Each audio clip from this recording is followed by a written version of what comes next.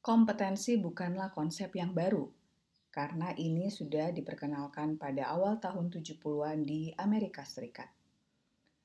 Seorang profesor dari Harvard University yang sudah kita kenal, yaitu David McClelland, melakukan riset untuk menganalisis apa yang menyebabkan orang sukses dalam pekerjaannya. David McClelland membandingkan antara orang-orang yang memiliki prestasi kinerja di atas rata-rata dengan karyawan-karyawan yang memiliki kinerja rata-rata. Ia menemukan bahwa karakteristik yang membedakan itulah yang disebut dengan kompetensi. Beberapa tahun terakhir ini, istilah kompetensi menjadi populer di kalangan praktisi manajemen SDM. Karena kompetensi dipercaya sebagai faktor yang memegang kunci keberhasilan seseorang dalam pekerjaannya. Kompetensi dianggap memiliki nilai prediksi yang cukup valid terhadap kinerja seseorang. Sehingga kompetensi sebagai aspek yang dinilai banyak perusahaan dipergunakan untuk merekrut karyawan ke dalam organisasi atau perusahaannya. Hai, saya Reskiani Mas Bakar akan membahas terkait materi kompetensi Based HR Application. Pembahasan ini terkait apa kegunaan dan aplikasinya dalam manajemen sumber daya manusia yang akan menjadi topik kita kali ini. Materi yang ditampilkan bersumber dari buku The Handbook of Competency Mapping, Understanding, Designing, and Implementing Competency Model in Organization, karangan Simasangi, Second Edition.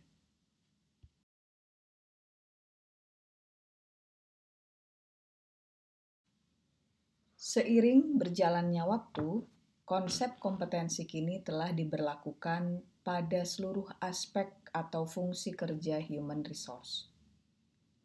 Kompetensi memiliki peranan dalam hal pemindahan karyawan dalam organisasi dari satu posisi ke posisi lain.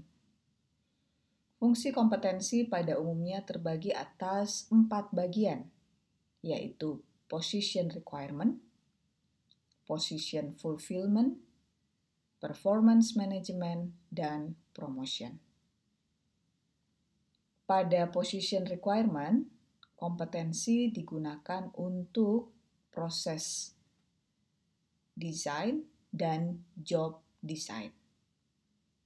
Pada posisi fulfillment, kompetensi digunakan untuk rekrutmen dan seleksi, kualifikasi, orientasi, dan training, induction training. Pada performance management, kompetensi berperan untuk pengukuran dan pengembangan, measurement and development. Dan terakhir yaitu fungsi kompetensi digunakan untuk training and succession.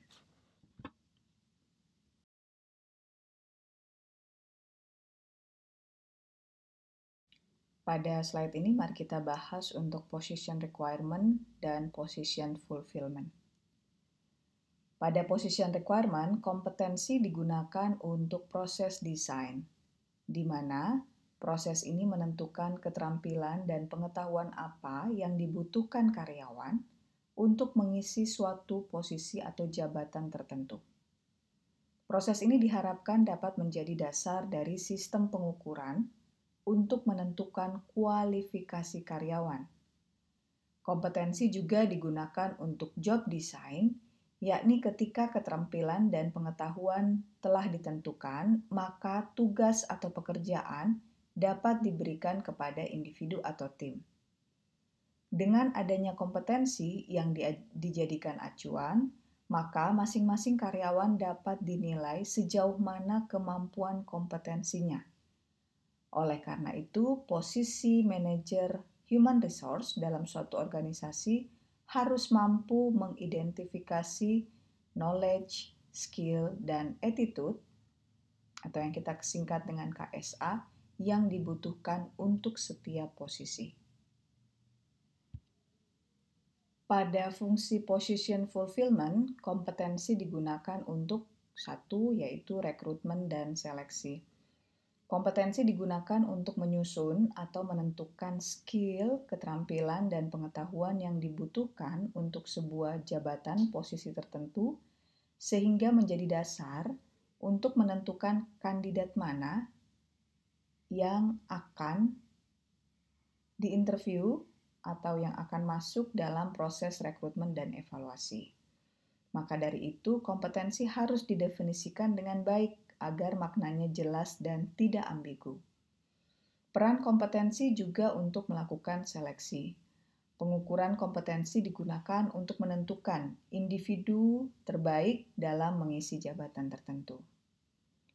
Yang kedua, untuk kualifikasi. Nah, pada tahap ini kompetensi digunakan untuk menentukan apakah kandidat memenuhi syarat dalam melakukan pekerjaan atau dapat menguasai persyaratan dari posisi jabatan yang akan diisi. Maka dari itu diperlukan kompetensi untuk mengevaluasinya. Sedangkan pada proses orientasi dan induction training, kompetensi dijadikan landasan dalam mengembangkan kompetensi general dan spesifik. Pengembangan kompetensi secara general dilakukan pada proses orientasi, sementara pada induction training dilakukan pengembangan kompetensi yang lebih spesifik. Pengembangan ini dilakukan ketika terdapat gap, sehingga standar performa yang diinginkan pada posisi tersebut dapat dicapai.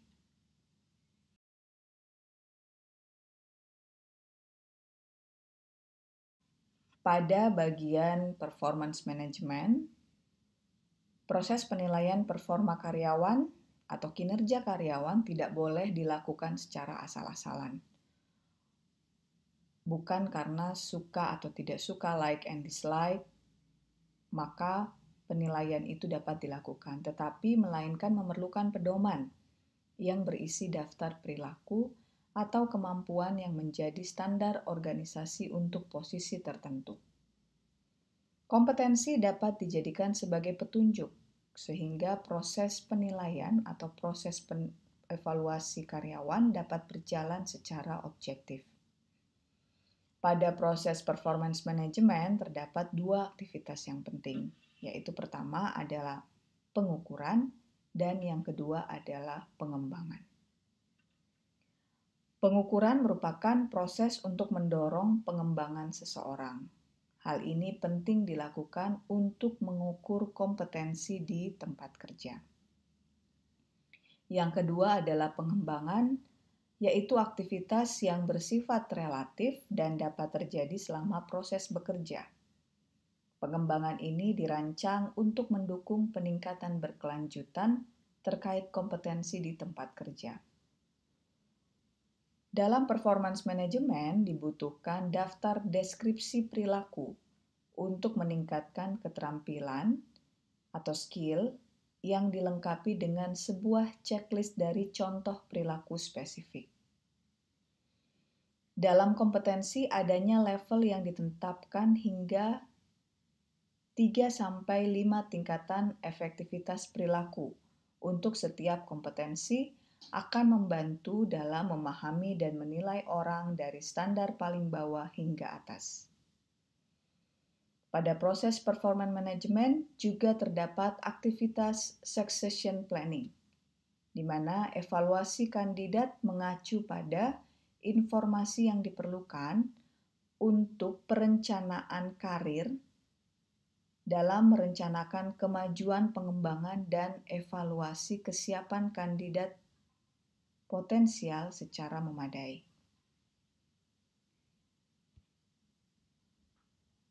Pada bagian promosi, kompetensi dapat digunakan untuk merancang program pelatihan bagi karyawan serta succession. Ini bisa dilakukan dalam bentuk training. Tujuan dari training adalah mempersiapkan individu untuk posisi baru sebelum penempatan agar lebih produktif. Nah, pihak SDM juga dapat menggunakannya untuk merancang program pelatihan bagi karyawan baru tersebut. Terdapat hubungan personal yang kuat antara karyawan yang masuk dengan karyawan yang akan keluar.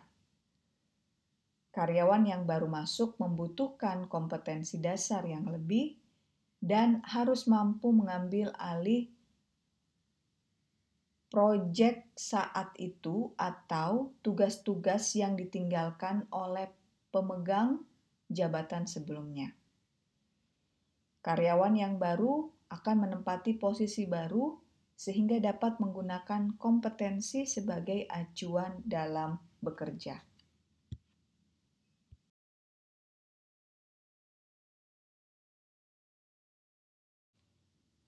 Lalu bagaimana benefit dari penggunaan model kompetensi untuk sistem seleksi, yaitu satu, menyajikan gambaran yang jelas mengenai job requirement. Jadi dengan model kompetensi memastikan bahwa kandidat yang dicari sesuai dengan karakteristik yang dibutuhkan untuk melakukan pekerjaan dengan baik.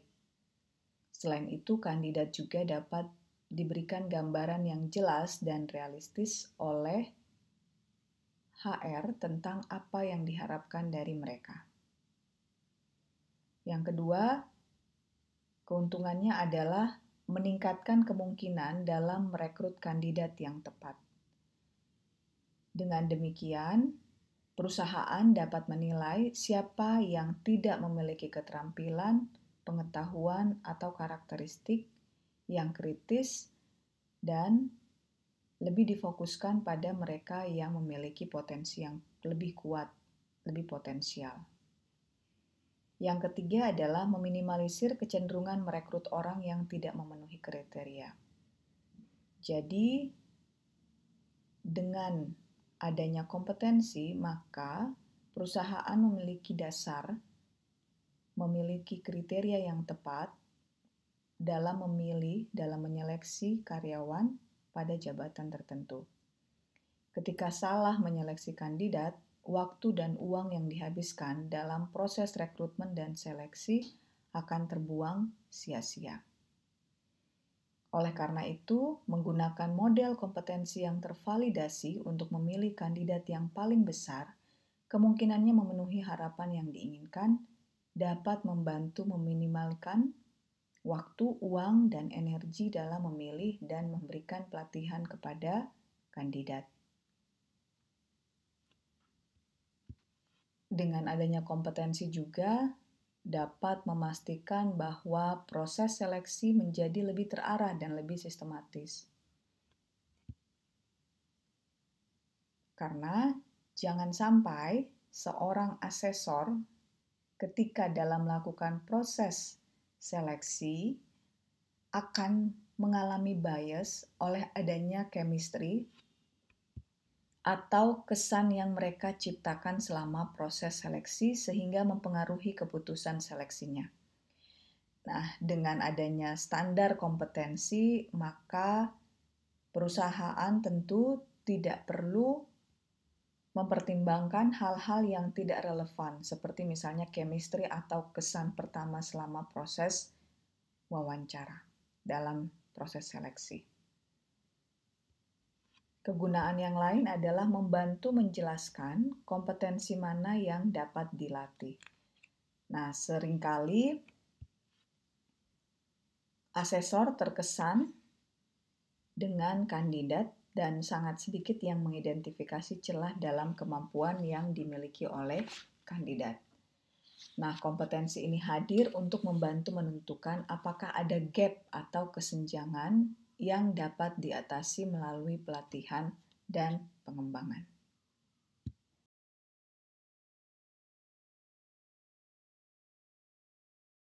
Pada aktivitas training and development system, sistem pelatihan dan pengembangan, menggunakan model kompetensi sebagai dasar dari sebuah sistem pelatihan dan pengembangan dapat membantu terhindar dari perspektif jangka pendek dan memastikan bahwa sistem akan lebih fokus pada hal-hal yang tepat daripada hal-hal yang terbaru.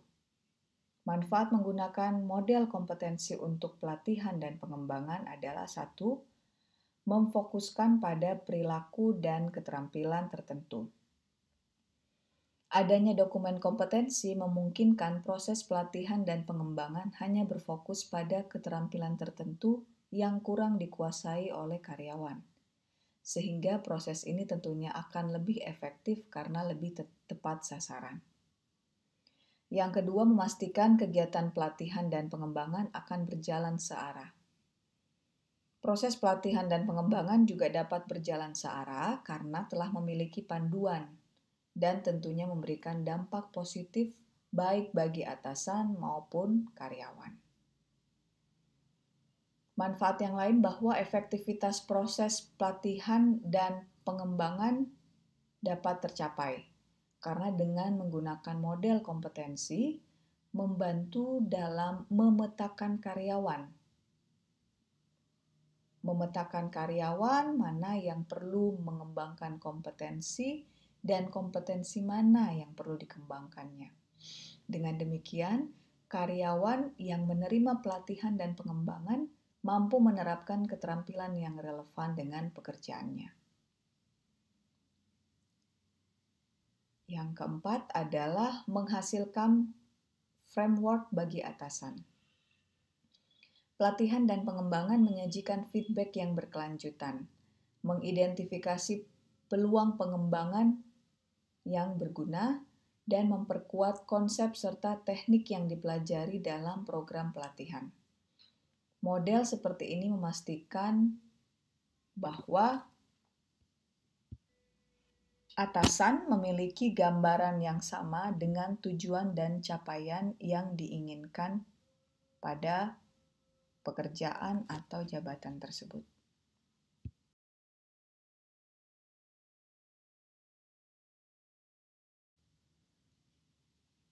Sistem penilaian kinerja. Proses performance appraisal atau sistem penilaian kinerja sangat memerlukan adanya kompetensi yang dapat dijadikan standar dalam melakukan monitoring dan pengukuran yang objektif. Model kompetensi selaras dengan penilaian kinerja dengan memastikan keseimbangan antara apa yang didapatkan dan bagaimana mendapatkannya. Pada proses performance appraisal atau penilaian kinerja, terkadang terdapat beberapa hal penting yang diperlukan. Pada kondisi ini, kompetensi dapat memfasilitasinya. Selain itu, orang yang melakukan performance appraisal atau orang yang melakukan penilaian ini dapat memperoleh tambahan informasi yang lebih tepat dengan adanya kompetensi. Sehingga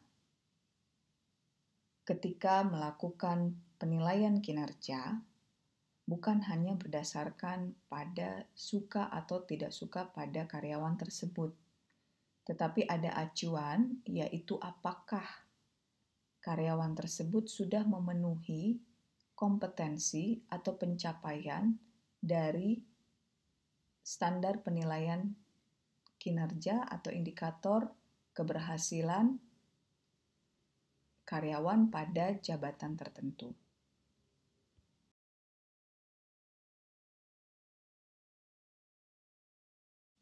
Pada proses succession planning system, tentunya banyak hal yang perlu dilakukan dan dipertimbangkan agar dapat menunjang performa organisasi.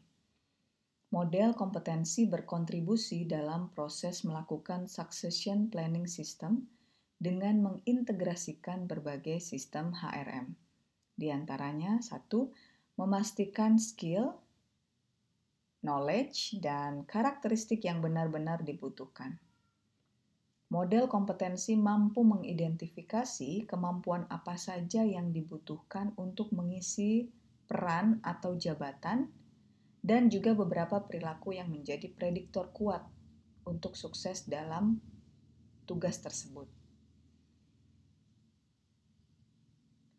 Hal yang lain adalah menghasilkan metode yang mampu mengukur kesiapan kandidat. Jadi dengan kompetensi mampu membantu dalam menetapkan apakah kandidat siap untuk suatu peran atau suatu tugas, suatu jabatan tertentu dengan cara menilai kekuatan dan kelemahan kandidat. Perencanaan pelatihan dan pengembangan dalam meningkatkan keterampilan karyawan juga mendukung dalam succession planning system ini. Dengan penggunaan model kompetensi dan feedback 360 derajat, akan bersama-sama menciptakan metode yang kuat untuk mengidentifikasi area mana yang memerlukan perbaikan sebelum seorang kandidat dapat maju atau menempati posisi baru dalam suatu perusahaan. Dan dengan kompetensi akan memungkinkan perusahaan untuk mengukur performa atau kinerja pada setiap divisinya. Penilaian tingkat kompetensi individu dan perilaku yang relevan dapat membantu dalam mengidentifikasi ada dan tidaknya kapabilitas utama di tingkat organisasi atau perusahaan.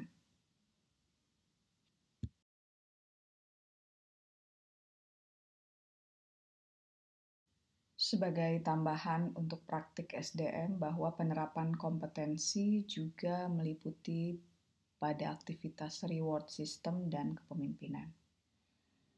Pada manajemen pengupahan, penerapan kompetensi akan sejalan dengan penggajian yang berbasis pada kinerja atau performance-based pay. Individu juga dihargai karena kompetensi yang dimilikinya. Di sini sebagai bagian dari menjaga dan menghargai individu atau karyawan di dalam sebuah perusahaan, maka karakteristik atas kompetensi yang dimiliki juga diberikan penghargaan. Hal ini mampu membedakan antara karyawan yang memiliki level kompetensi yang tinggi dengan karyawan yang memiliki level kompetensi rata-rata. Sehingga dengan pendekatan teori equity atau persamaan dapat membantu individu untuk termotivasi meraih kompetensi yang lebih tinggi lagi. Dalam hal pengembangan kepemimpinan, dengan menggunakan kompetensi, organisasi atau perusahaan dapat melakukan pemetaan kepemimpinan untuk jangka panjang. Jadi dipersiapkanlah para pemimpin-pemimpin di perusahaan tersebut atau di organisasi tersebut untuk mengisi jabatan-jabatan level manajerial ke atas pada jangka waktu yang lama. Nah, hal ini seringkali dilakukan dengan mengkombinasikan dengan konsep talent pool. Sehingga pemetaan ini menjadi fokus untuk mempersiapkan pemimpin-pemimpin di masa datang, terutama dengan agenda pengembangan apa yang perlu dilakukan untuk mempersiapkan pemimpin tersebut berdasarkan pada kompetensi yang dimiliki dan juga apa yang diharapkan ke depannya.